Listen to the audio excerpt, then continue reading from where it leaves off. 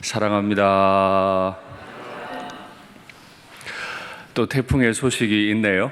오늘 밤부터 비가 또 많이 온다는 말도 있고, 우리는 태풍이 불든지 평안을 주시든지 어느 때든 주님만 위하는 삶을 고요히 살게 되기를 바랍니다.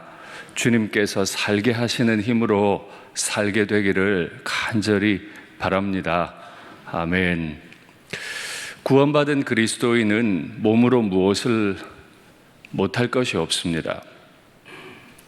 그리스도의 피가 모든 것을 이미 용서하셨기 때문에 그리스도인은 몸을 가지고 모든 것을 할 수 있습니다.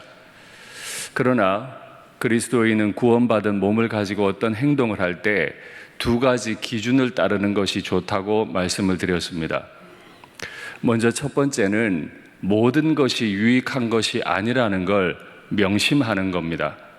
내가 몸을 가지고 다 행동할 수 있지만 내가 하는 행동 모든 것이 유익하지 않을 수 있다라는 걸 명심해야 합니다. 두 번째, 내가 몸으로 하는 모든 행동들 가운데 나를 얽어매는 것도 분명히 있다. 그래서 거기 완전히 매여서 종살이하게 하는 경우도 있으니 조심하는 것이 좋겠다 말씀드렸어요.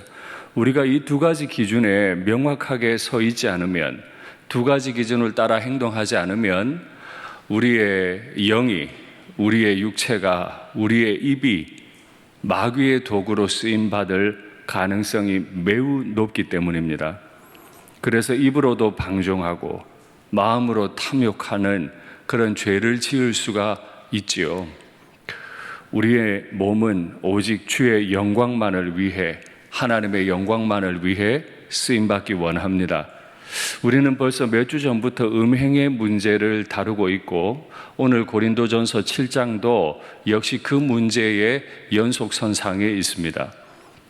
고린도인들은 고린도라는 특별한 도시의 문화, 그리고 전반적인 헬라의 문화에 물들어 있다가 예수님을 믿게 됐습니다. 그러다 보니 자신이 이미 가지고 있던 생각과 복음을 받아들이면서 알게 된 생각이 충돌을 하는 걸 느꼈습니다. 그래서 혼란도 많이 겪고 설립자였던 바울에게 많은 질문을 했습니다. 그것이 바로 오늘 편지 1절에 나오는 내용입니다. 너희가 나한테 많은 이야기를 했는데 그것에 관해 지금부터 얘기하겠다. 그건 바로 결혼에 관한 이야기였습니다. 결혼을 하는 것이 좋습니까? 하지 않는 것이 좋습니까? 남자마다 여자를 가까이 아니함이 좋으나, 헬라인들 가운데 몸으로 무엇을 해도 관계가 없다라고 말하면서 몸으로 쾌락을 즐겼던 사람들이 분명히 있었습니다. 그런데 반대급부로 몸으로 어떤 것도 하지 않는 것이 좋다, 절제해야만 한다라고 하는 사람도 있었습니다. 이 두 가지 영향이 다 교회 안에 들어왔고요. 또 초대교회에 있었던 교부들 중에 어떤 사람은 그리스도인의 부부는, 부부관계는 오직 아이를 낳을 때만 성립한다. 아무리 부부여도 아이를 낳기 위한 목적이 아닌 부부관계는 음행이다. 이렇게 가르친 교부도 있었습니다. 그만큼 남자가 여자를 가까이 함, 남편이 아내를 가까이 함, 이 문제는 초기 교회가 성립이 될 때 반드시 성경적으로 해석해야만 하는 윤리적인 문제였습니다. 이게 어떻게 해석되느냐에 따라 우리 삶의 목적도 완전히 다르게 해석될 수 있기 때문입니다. 여기서 남자가 여자를 가까이 한다라고 하는 말은 영어로 하면 터치한다는 말입니다. 남자가 여자의 몸을 만지는 거예요. 조금 더 완곡하게 표현하면 육체적으로 알게 된다, 이렇게 번역하기도 합니다. 하여튼 남자가 여자를 가까이 한다는 말은 성적 접촉이 있음을 의미합니다. 바울은 남자가 여자를 가까이 아니함이 좋으나 라고 했습니다. 그러면 그리스도인들은 결혼하는 것이 좋겠습니까? 안 하는 것이 좋겠습니까? 어쩌면 우리 청년들은 오늘 이 이야기가 내 이야기가 아닌 것 같기도 하지만 오늘 담임 목사가 어떻게 설명하느냐에 따라 집에 가서 부모님과의 대화의 방향이 달라질 수도 있겠네요. 지금 비혼에 관한 이야기가 매우 많이 나오는 시대잖아요. 요즘은 청년들 평균 결혼 연령이 35세 정도 된다고 하죠. 그러니 결혼 참 많이 늦어졌습니다. 그러다 결혼 안 하는 경우도 늘고 있고요. 교회는 반드시 이 문제에 대해 대답해야 합니다. 결혼하는 것이 좋습니까? 안 하는 것이 좋습니까? 결혼하는 것이 주의 뜻입니까? 안 하는 것이 주의 뜻입니까? 바울은 분명히 말했어요. 남자가 여자를 가까이 아니함이 좋으나. 자, 이 말이 이제 우리에게 섬찟한 말이 되는 겁니다. 말씀 받겠습니다. 그러나 장가 가도 죄 짓는 것이 아니고 처녀가 시집 가도 죄 짓는 것이 아니로되 이런 이들, 결혼한 이들은 육신의 고난이 있으리니 나는 너희를 아껴. 이제 다음에 보시게 될 겁니다. 7장 전체가 결혼, 이혼 뭐 이런 것들에 대해 다루고 있거든요. 바울은 결혼하면 육신의 고난이 있을 거야. 난 너희를 아껴. 결혼하지 마. 이 말을 들으실 때 남성들보다 아마 여성들이 극히 동의하실지 모릅니다. 그렇구나. 그래서 내가 출산할 때 힘들었구나. 그래서 집에 갇혀서 엄마들의 몸은 부서지라고 힘들게 일해야 했던 거구나. 그러니까 난 딸이 있는데 결혼시키지 말아야 되겠구나. 그런 뜻인 것 같으세요? 아닙니다. 다음 말씀이요. 내 생각에는 이것이 좋으니 곧 임박한 환난으로 말미암아 사람이 그냥 지내는 것이 좋으니라. 저 임박한 환난이 무엇인지 우리는 정확히 알지 못하지만 바울이 볼 때 이제 엄청난 환난이 와요. 큰 환난이 오는데 굳이 왜 결혼하려고 그래? 혼자는 어떻게 되든 관계없잖아요. 혼자는 나 좀 못 먹어도 괜찮잖아요. 아내가 있고 남편이 있으면 힘들어져요. 자식까지 딸리면 더 힘들어요. 임박한 환난이 있는데 혼자 지내. 그런 얘기입니다. 다음 말씀이요. 장가간 자는 세상 일을 염려하여 어찌하여야 아내를 기쁘게 할까 하여 마음이 갈라지며 시집가지 않은 자와 처녀는 주의 일을 염려하여 몸과 영을 다 거룩하게 하려 하되 시집간 자는 세상 일을 염려하여 어찌하여야 남편을 기쁘게 할까 하느니라. 아내는 어떻게 하든지 남편을 기쁘게 해야 할 줄 믿습니다. 속이는 것 같으세요? 뭐 서로 기쁘게 하지 말까요? 다시 이야기합니다. 아내는 남편을 기쁘게 해야 할 줄로 믿습니다. 아멘. 남편은 아내를 기쁘게 해야 할 줄로 믿습니다. 아멘. 그런데 여기 문제가 있다는 거예요. 그 말 자체는 틀린 게 아니에요. 그런데 우리가 결혼하기 전에 가만히 생각해 보면 나는 오직 주만 위해 살았었어요. 그런데 결혼을 하면 마음이 나누어지게 되어 있습니다. 주만을 위하던 마음이 주님도 위하고 아내도 위하고 주님도 위하고 남편도 위하고 마음이 나누어지게 되죠. 그래서 결혼하라고요, 말라고요? 다음 말씀이요. 내가 이것을 말함은 너희의 유익을 위함이지 너희에게 올무를 놓으려고 이렇게 말하는 거 아니야. 혼자 살라고 한 건 너희의 유익을 위한 거지 올무를 놓으려고 한 게 아니야. 오직 너희로 하여금 이치에 합당하게 하여 흐트러짐이 없이 주를 섬기게 하려 함이라. 바울이 혼자 사는 게 좋겠다, 남자가 여자를 가까이 아니함이 좋겠다라고 말한 것은 살기 힘드니까, 양육비 많이 드니까, 결혼하면 여자들 입장에서 손해니까 그런 세속적이고 이기적인 이유가 전혀 아니라 오직 주님만 위하던 삶이 주님과 남편을, 오직 주님만 위하던 삶이 주님과 아내를 위하는 삶으로 나누어지니까 그걸 흐트러짐이라고 표현했습니다. 내 집중력이, 내 삶의 목적이 오직 예수님이다가 이게 방향이 나누어져 버리니까 하는 말이다, 이런 얘기입니다. 그러면 다시 질문할게요. 그리스도인들은 결혼하는 게 좋겠습니까? 안 하는 게 좋겠습니까? 오늘 한번 보자. 담임 목사 딸 셋 있는데 시집 보내나 안 보내나 한번 보자. 어떻게 하는 게 좋겠습니까? 성경을 읽으실 때 꼭 조심하셔야 될 게 있습니다. 맥락이라는 게 분명히 있어요.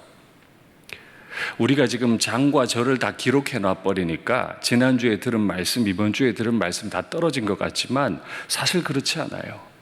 앞에서부터 계속 연결이 돼요.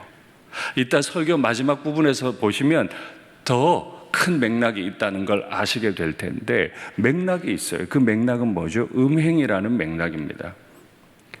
2000년 전 고린도 문화에서 가만히 두면 모두 다 음행에 빠지기 십상이기 때문이에요. 그래서 결혼의 문제는 늘 심각한 질문거리였고 여기에 대한 대답이 분명히 필요했습니다. 그러면 바울은 음행을 이길 수만 있다면 결혼하지 말라나 이렇게 주장하는 것입니까? 아닙니다. 바울의 특수한 주장일 뿐이고요. 하나님의 일반적인 원리는 결혼하는 것이죠.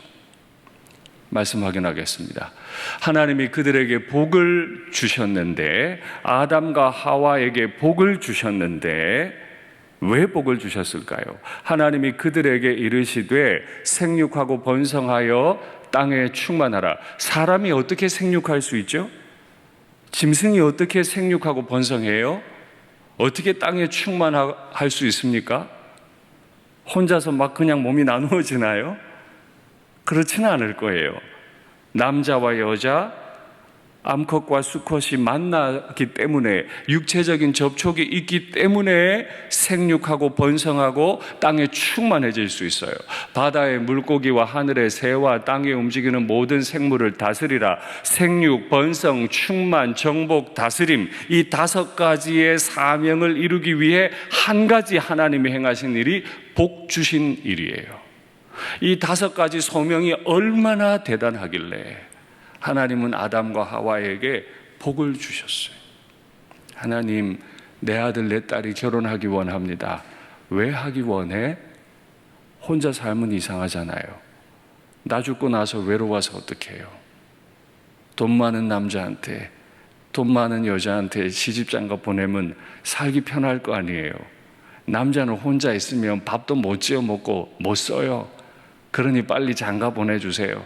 왜 하나님이 장가를 보내셔야 되죠? 거기에 무슨 소명이 있어요? 아무런 소명이 없잖아요. 소명이 있어야 된다니까요. 그 소명을 따라 살려 할 때 하나님은 우리가 구하기도 전에 복을 주세요. 복을 주신 이후에 우리에게 명령을 주시는 분이죠.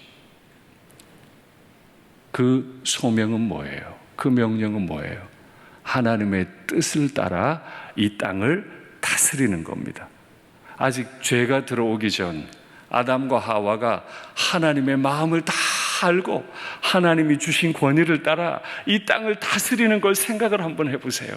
다음 말씀이요. 여호와 하나님이 이르시되 사람이 혼자 사는 것이 좋지 아니하니, 하나님이 아담 하나를 딱 지어놨는데 완벽한 인간이죠. 하나님의 인격이 들어갔으니까 완벽해요. 그런데 혼자 사는 게 좋지 않아 보였어요. 내가 그를 위하여 돕는 배필을 지으리라. 밥이나 잘 지어줘라. 여자는 그냥 부엌대기야. 그런 이야기 절대 아닙니다. 여기도 소명이 있다니까요.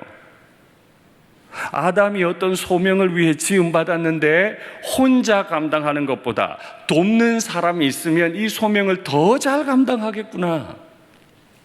여호와 하나님이 흙으로 각종 들짐승과 공중의 각종 새를 짓고 아담이 무엇이라 부르나 보시려고 그것들을 아담에게로 다 끌어 앞에 놓으신 거죠.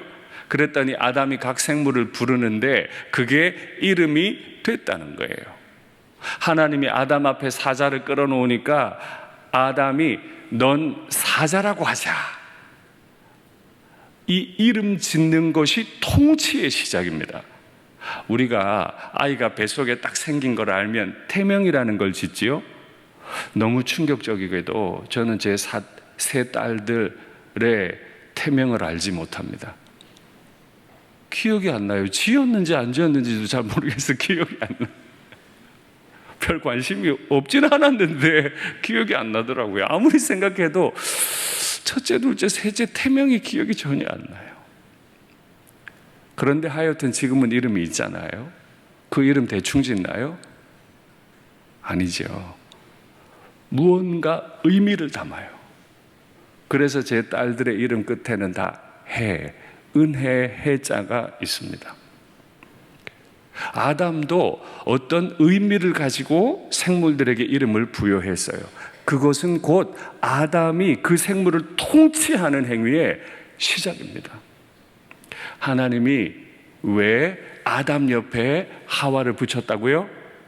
통치하라고. 이 땅을 아름답게 통치하라고. 그러면 이렇게 질문할 수 있죠. 우리가 결혼했기 때문에 하나님의 소명을 더 잘 이루고 있습니까? 아니면 결혼하고 우리 두 사람의 살림살이에, 우리 두 사람의 신혼집에, 우리 두 사람이 앞으로 더 큰 집에, 더 큰 차에, 우리 아이들 영어 유치원부터 시작해서 온갖 화려한 교육 다 시키고, 거기 무슨 소명이 있죠? 그 자체가 나쁜 건 아닐 텐데 소명이 없기 때문에 다 나빠졌어요.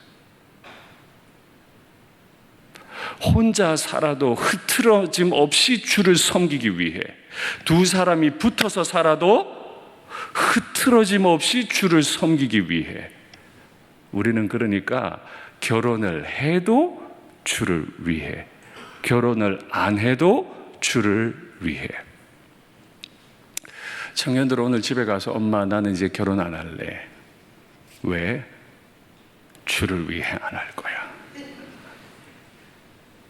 그렇게 말씀하실 수 있거든. 결혼 안 하겠다고 하십시오. 부모님들께도 부탁드려요. 빨리 시집장가 가라. 왜? 주를 위해 라고 해야지 내가 언제까지 너 밥 해줘야 되니? 이런 걸로는 말하시면 안 돼. 내 딸, 내 아들이 남편감, 신랑감 데려올 때 부모님이 연금이 있으시냐? 부모님의 아파트는 있으시냐? 부모님이 중한 질병은 없으시냐? 중요합니다. 살면서 그게 중요하지 않다고 누가 말할 수 있겠어요? 중요해요. 그러나 하나가 빠지면 다 소용이 없어요. 뭐요? 너의 결혼이 소명에 합당하겠느냐? 얼마나 무시무시한 질문이에요. 너 왜 내 딸하고 결혼하라 그래? 너 왜 내 아들하고 결혼하려 그래? 소명 이루기에 합당하겠어? 너희 가정의 소명은 뭐야? 무시무시하잖아요. 어느 대학 나왔나? 재산 얼마야? 이런 질문하고는 격이 다르잖아. 질문의 격이 다르잖아. 우리 자녀들 출가시킬 때 그렇게 질문한 적이 있습니까? 우리 청년 자녀들 기를 때 부모님이 단 한 번이라도 그런 질문을 해본 적이 있습니까? 그리스도인들은 몸으로 뭘 해도 된다니까요. 그런데 다 유익한 게 아니에요. 어쩌면 얽매일 것도 너무 많아요. 우리의 목표는 사나 죽으나 결혼을 안 하든 하든 오직 흐트러짐 없이 주를 섬기기 위해 합니다. 근데 일반적으로 이 음행을 넘어서기가 너무 어려워요. 그러니까 바울이 주의를 줍니다. 남편과 아내는 결혼을 하고 나면 반드시 책임을 다해야 돼요. 남편은 각각 자기 아내를 두고 아내는 각각 자기 남편을 두는 게 좋겠다. 왜? 음행을 피하기 위하여. 그러면 단지 음욕을 못 이겨서 결혼합니까? 아니라고요. 소명을 이루는 삶을 살아야 하는데 음행이라는 맥락이 지금 너무 크니까 소명을 이루려다가도 넘어지는 경우가 너무 많으니까 결혼하는 것이 유익하겠다. 이런 얘기예요. 그럼 이제 결혼했습니다. 어떻게 할까요? 남편은 그 아내에게 의무를 다하고 아내는 그 남편에게 의무를 다해라. 여기 의무가 뭐예요? 성적 의무예요. 지금 음행의 맥락 중에 있습니다. 결혼을 했어요. 남편은 어떤 의무가 주어진다고요? 아내에게 성적으로 충성할 의무가 주어져요. 아내든 남편이든 서로에게 성적 의무를 다하지 않는 건 잘못하는 일이에요. 후에 설명하겠습니다만 마귀가 얼마나 교묘한지 질문하겠습니다. 남편의 최고의 의무는 무엇입니까?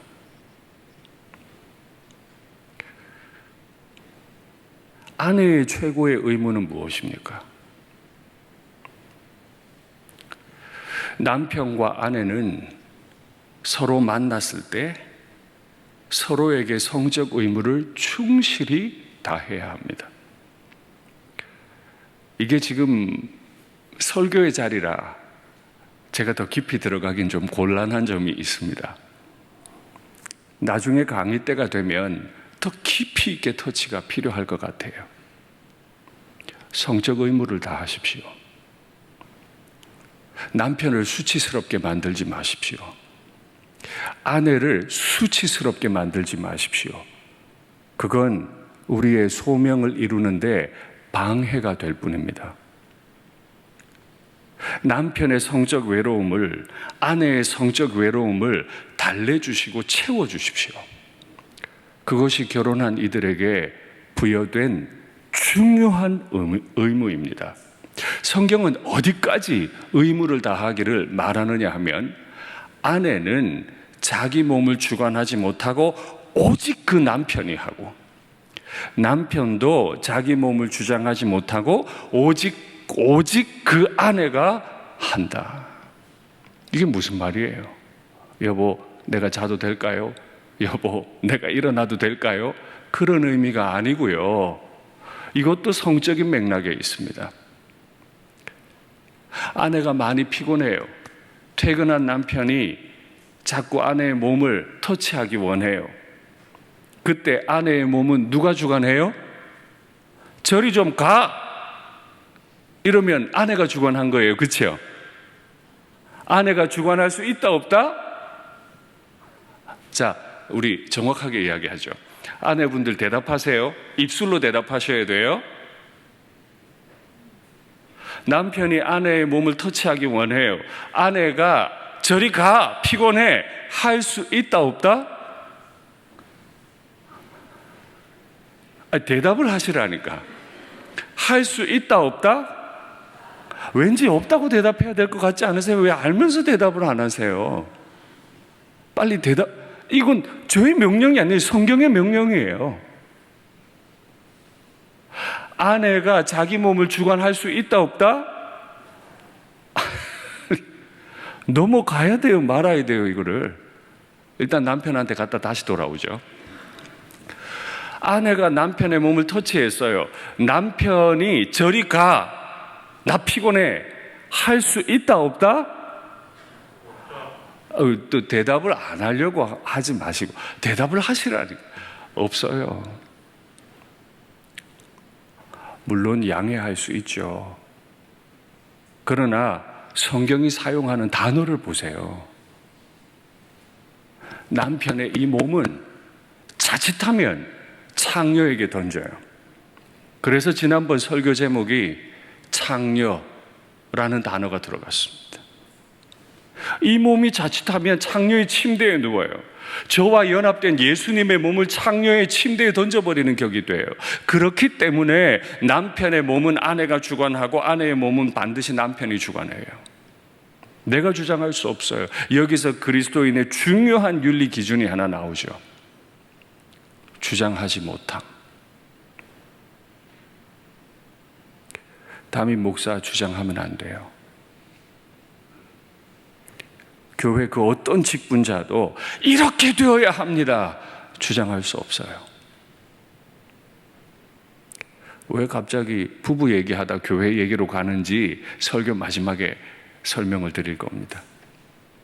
그리스도인들에게 가장 중요한 윤리 중 하나는 주장하면 안 됨입니다. 그런데 우리 얼마나 주장해요? 남편은 아내에게, 아내는 남편에게 수치를 주면서까지 주장하잖아요. 교회 안에서도 마찬가지예요. 얼마나 나와 생각이 다른 사람에게 면박을 주고 소리를 지르고 못된 단어를 쓰고 그렇게 하나님께 영광 돌린다고요. 처음 전제부터 틀렸어. 우린 주장할 수 있는 사람이 아니에요. 상대가 나를 주장하도록 내주는 사람들입니다. 우리 자녀들 결혼 준비 뭐로 시킬까요? 좋은 대학 나와서 안정적인 직장, 밥을 잘 짓고 뭐 아파트 준비하고 아주 중요한 이야기입니다. 그러나 최고의 혼수는 내 몸을 배우자에게 내줄 준비가 돼 있음. 남편을 위해, 아내를 위해 완전히 헌신할 준비가 돼 있음. 그거야말로 최고의 혼수죠. 그게 성경이 가르치는 최고의 혼수인데 내 아들, 내 딸 그렇게 준비되고 있습니까? 이 이야기에 대해서 사도 바울이 한 가지 예를 들어요. 자꾸 고린도 사람들이 방을 나누어 썼거든요.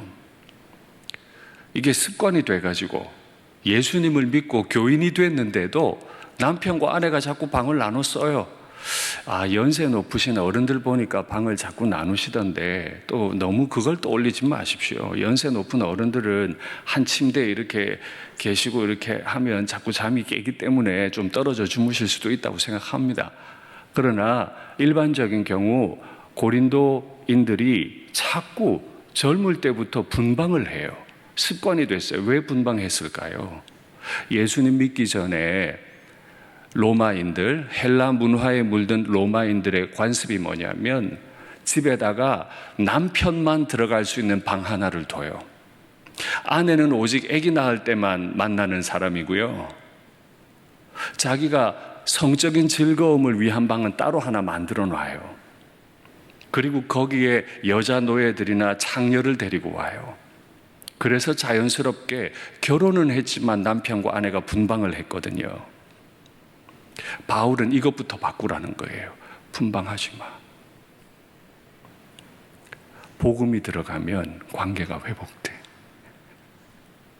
복음이 들어가면 버림받은 것 같았던 아내들, 그저 아기 낳는 도구였던 아내의 격이 높아져 버려요. 남편을 돕는 자로, 남편을 마주보는 자로, 함께 소명을 이루는 자로 완전히 바뀌어요. 진짜 우리가 복음을 알면 상대를 하대하지 않아요. 상대를 도구로 만들어버리지 않아요. 진짜 우리가 복음을 알면 상대가 마음 다칠까 봐 얼마나 조심조심하는지 몰라요. 분방하지 마라 라고 명령을 하면서 분방할 수 있는 이유는 딱 하나를 줘요. 기도하기 위하여. 기도는 흐트러짐 없이 주를 섬기기 위해 하는 거 아닙니까? 그 소명을 이루기 위해, 기도하기 위해 남편과 아내가 따로 방을 쓰는 것 좋다. 목적이 거룩해. 허락한다. 근데 기도하기 위하여라는 거룩한 목적이 있어도 합의상 남편과 아내가 둘 의논이 됐어야 돼요. 남편이 일방적 통보하면 안 돼요. 나 잔다. 그냥 자라. 안 된다는 거예요. 안 돼요. 아무리 거룩한 목적이 있어도 남편과 아내가 서로 돕는 배필이 되어서 의논할 줄 알아야 된다. 목적이 거룩하고 합의가 됐더라도 그 기간이 길면 안 된다. 얼마간만 해라. 명분을 하나님을 위하여, 교회를 위하여, 기도하기 위하여 아무리 명분을 거룩하게 갖다 붙여도 서로가 아름답게 합의가 되고 기간도 조절되지 않으면 틀렸어요. 아무리 교회를 바로잡기 위해서라고 소리를 지르고 남들을 수치스럽게 만드는 행동을 한다면 완전히 잘못됐어요.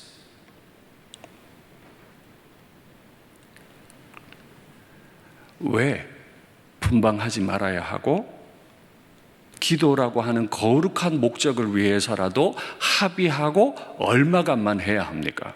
이는 너희의 절제하지 못함으로 인하여 마귀가 너희를 시험하지 못하게 하려 함이라. 무섭죠. 기도라고 하는 거룩한 목적을 위해서 부부가 합의하고 기간을 정했는데도 그 사이에 마귀는 들어와요. 담임 목사가 이 강단에서 깨끗한 양복 입고 설교하고 있지만 제 마음에 수시로 마귀가 들락날락거려요.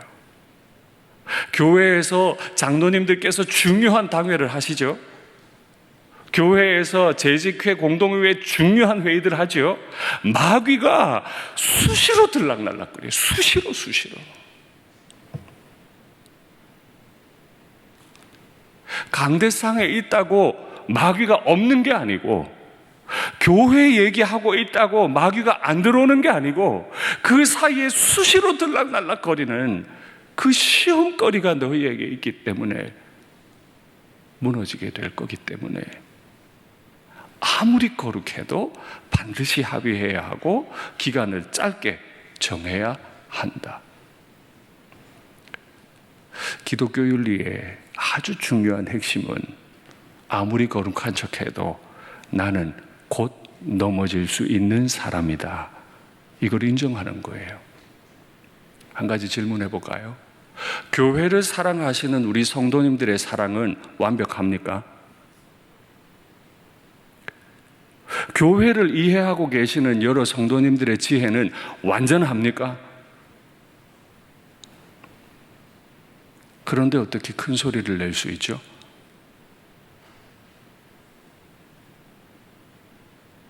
그런데 어떻게 다툴 수 있죠? 아직 모르는 거예요. 명분은 하나님이고 명분은 교회인데 다투. 부모님께 효도해야 된다고 남편과 아내가 다투. 자녀들을 잘 길러야 된다고 남편과 아내가 다투. 소명은 없어졌어요. 하나님의 소명은 없어졌어요. 다 자기 주장만 해. 나는 잘못 안 했고 저 사람이 틀린 거예요. 그러니 이제 이렇게 생각해야 돼요. 남편과 아내 둘 중에 하나 누구든지 간에 인상 쓰거나 소리 지르면 그 사람이 잘못됐음. 교회에서 회의하다 소리 지르거나 인상 쓰면 그 사람이 잘못된 사람. 그렇게 하지 않으면 실컷 교회 일하고 주님 앞에 인정받지 못합니다. 사도 바울이 이런 내용들을 쭉 열거한 이후에 너희가 나와 같기를 원하노라. 사도 바울은 결혼을 했습니까? 안 했습니까? 보통의 경우 안 했다고 알려져 있지만 결혼을 안 했다는 말은 없어요. 나도 게바와 같이 아내를 데리고 다닐 권위 있지 않느냐, 이렇게 말하는 걸로 봐서 아내를 데리고 다닐 권리는 있지만 데리고 다니지 않고 있구나라고 이해해야지, 결혼을 한 적이 없음이라고 이해하는 건 너무 비약이에요. 그렇다고 결혼했다고 주장할 수도 없어요. 했다는 말이 성경에도 없으니까. 그런데 일반적인 유대인의 문화를 보면 10대 때 이미 결혼하는 문화잖아요. 어릴 때부터 남편과 아내 양가 어른들에 의해 정혼이 돼버립니다. 그리고 10대 때 결혼을 해요. 근데 바울이 예수님을 만난 시점이 대략 40살 정도 되거든요. 그때까지 바울이 결혼 안 했을 확률은 당시 문화로 보건대 거의 없습니다. 그러면 지금 왜 바울은 아내를 데리고 다니고 있지 않는 겁니까? 추측컨대 파혼당했을 가능성이 매우 높습니다. 파혼 이후에 재혼할 권리가 있지만 그 권위를 행사하지 않는다라고 해석할 가능성이 매우 높아요. 그럼 파혼은 왜 당했습니까? 독실한 바리새파 유대인이었던 자가 배신을 한 거죠. 여호와를 버리고 예수님을 선택한 거죠. 유대교를 버리고 기독교 이단을 선택한 거예요.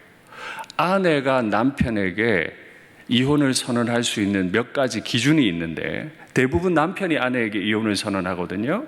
근데 아내가 남편에게 이혼을 선언할 수 있는 기준 중에 하나가 남편이 이단에 빠졌을 때입니다. 그럼 당시의 문화와 바울의 출신을 볼 때 바울은 어릴 때 결혼했으나 그가 바리새파의 규정을 어기고 이단에 빠졌기 때문에 파혼을 당하고 홀로 지낼 가능성을 배제할 수 없다는 거예요. 재혼할 수 있지만 그는 이제 온전히 흐트러짐 없이 주를 섬기기 위해서 아내를 데리고 다닐 권리를 포기하고 주님과만 연합했다. 너희도 나와 같기를 원한다. 내게 권리가 있지만 지금 내가 볼 때 결혼 안 하는 게 유익한 것 같다. 지금 이 이야기예요. 그런데 바울이 뒤에서 아주 중요한 단서를 하나 붙여요. 하나님께 받은 은사가 각각 달라. 이 사람은 이러하고 저 사람은 저러해. 독신으로 살아도 음행에 빠지지 않을 사람이 있고 독신으로 살다가는 음행에 빠질 사람이 있어. 은사가 다 달라. 그러니 반드시 이래야 하고 반드시 저래야 한다고 말할 수 없다 라고 가르치는 거죠. 교회 안에서 반드시 이래야만 합니다 라고 말할 수 없다. 조심하셔야 돼요. 무언가 중요한 결정을 할 때 내 뜻대로 안 될 때 있잖아요. 성질내면 안 돼요. 다투면 안 돼요. 그럼 소명이 사라져요. 각각 받은 은사가 달라. 담임 목사 중에 윤상덕이가 잘하는 게 있고 다른 교회 목사님이 잘하는 게 있어요. 우리 부교육자들도 이걸 잘하는 분이 있고 저걸 잘하는 분이 있어요. 은사가 다 달라. 이분은 이걸 잘하고 저분은 저걸 잘하는데 바울은 그걸 인정하려는 거예요. 독신의 은사가 없는 사람이 독신 주장하다가 큰 시험에 들고, 독신할 수 있는 사람이 괜히 결혼해가지고 아내나 남편 외롭게 만들고, 그러지 말라는 거예요. 받은 은사를 따라 흐트러짐 없이 주를 섬기면 되죠. 오늘 담임 목사가 결혼 부부 이야기 하다가 갑자기 교회 얘기하다가 왔다 갔다 하죠. 그죠? 제가 마지막에 설명드리겠다 그랬죠. 왜 이렇게 설명이 되는 건지 성경이 정확히 가르쳐요. 말씀 확인하시겠습니다.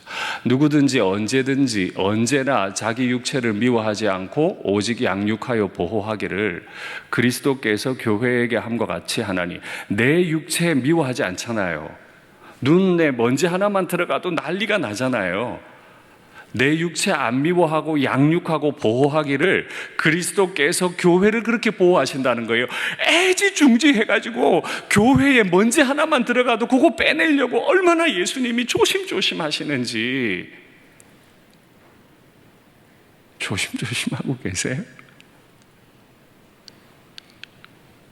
막 인상 쓰고 소리 지르지 않으세요?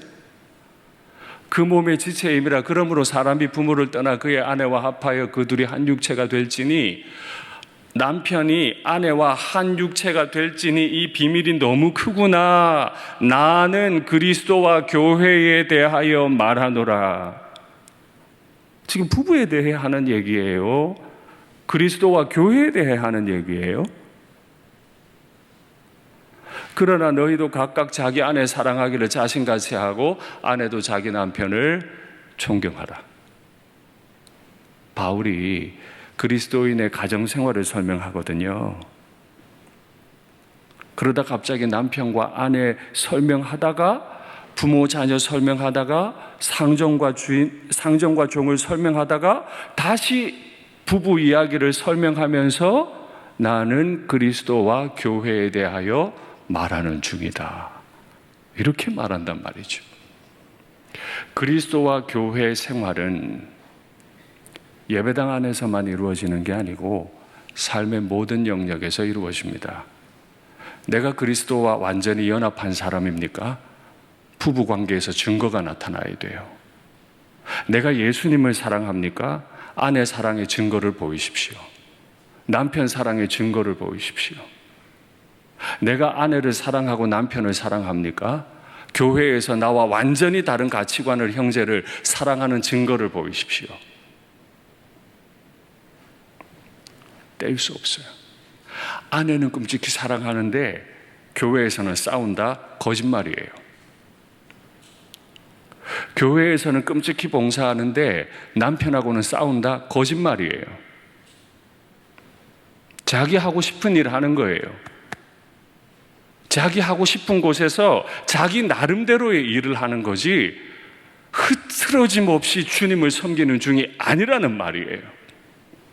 그래서 이 말씀이 너무 무서운 말이에요. 난 지금 그리스도와 교회에 대해 말한다. 가정생활 하는 걸 보면 그가 주님을 얼마나 사랑하는지 알고요. 교회에서 어떻게 하는가를 보면 집에 어떻게 하는지 안 봐도 알아요. 교회에서 다투는 사람은 집에서도 다툴 거예요. 집에서 사랑하는 사람은 교회에서도 사랑할 거예요. 왜요? 중심이 하나거든요. 소명이 하나거든요. 흐트러짐 없이 주를 섬김. 말씀을 맺겠습니다. 우리는 성적으로 연약한 사람들입니다. 저도 그렇고 여러분도 그렇고 언젠가는 반드시 넘어질 가능성이 매우 큰 사람입니다. 그렇기 때문에 남편과 아내는 서로에게 의무를 다하셔야 합니다. 남편과 아내가 서로에게 의무를 다한다면 우리는 반드시 그리스도께서 교회를 사랑하신 것 같이 애지중지 조심조심하는 일꾼으로도 서야 할 줄로 믿습니다. 그래서 마침내 교회에서나 가정에서나 하나님의 소명을 이루는 우리 주님의 신실하고 착한 도구가 되는 우리가 되기를 간절히 바랍니다.